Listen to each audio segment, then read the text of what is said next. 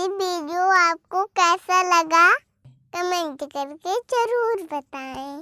ई कोरोना पापी, कोरोना पापी, ई कोरोना पापी, ई कोरोना पापी जिंदगी सत्या नाश कइले भाई। कोरोना पापी जिंदगी सत्या नाश कइले भाई। कोरोना पापी जिंदगी सत्या दहशत से सबके चेहरा उदास भइले बा। दहशत से सबके चेहरा उदास भइले बा। ई कोरोना पापी, ई कोरोना पापी जिंदगी सत्या नाश कइले भाई। कोरोना पापी जिंदगी सत्या नाश कइले भाई। कोरोना पापी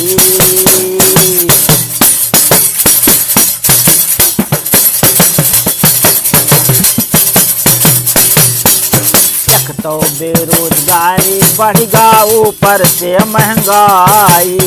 एक तो बेरोजगारी बढ़ेगा ऊपर से महंगाई। वकरिया ऊपर ई बीमारी कैसे जान बचाई। वकरिया ऊपर ई बीमारी कैसे जान बचाई। पिछले साल हफ्ता हफ्ता उपवास भइले बा। पिछले साल हफ्ता हफ्ता उपवास भइले बा। ई कोरोना पापी, ई कोरोना पापी जिंदगी सत्या नाश कइले भाई। कोरोना पापी जिंदगी सत्या नाश कइले भाई। कोरोना पापी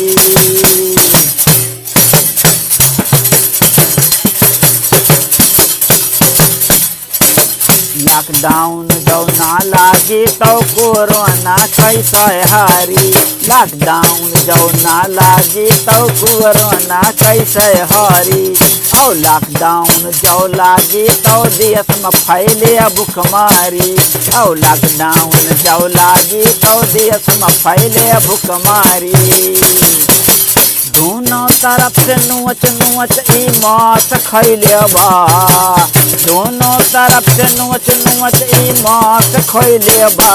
ई कोरोना पापी, ई कोरोना पापी जिंदगी सत्या नाश कइले भाई। कोरोना पापी जिंदगी सत्या नाश कइले भाई। कोरोना पापी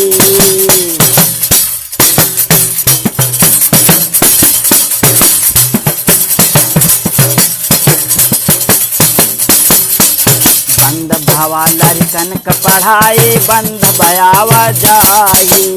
बंद लड़कन का पढ़ाई बंद भयावा जाई। पापी कोरोना आई के देश में हाहाकार मचाई। पापी कोरोना आई के देश में हाहाकार मचाई। घर ही में रही कई निर्मल सुंदर गीत गइले बा। घर ही में रही कई निर्मल सुंदर गीत गइले बा। ई कोरोना पापी, ई कोरोना पापी जिंदगी सत्या नाश कइले भाई। कोरोना पापी जिंदगी सत्या नाश कइले भाई। कोरोना पापी दहशत से सबके चेहरा उदास भइले बा। दहशत से सबके चेहरा उदास भइले बा। ई कोरोना पापी, ई कोरोना पापी जिंदगी सत्या नाश कइले भाई। कोरोना पापी जिंदगी सत्या नाश कइले भाई। कोरोना पापी।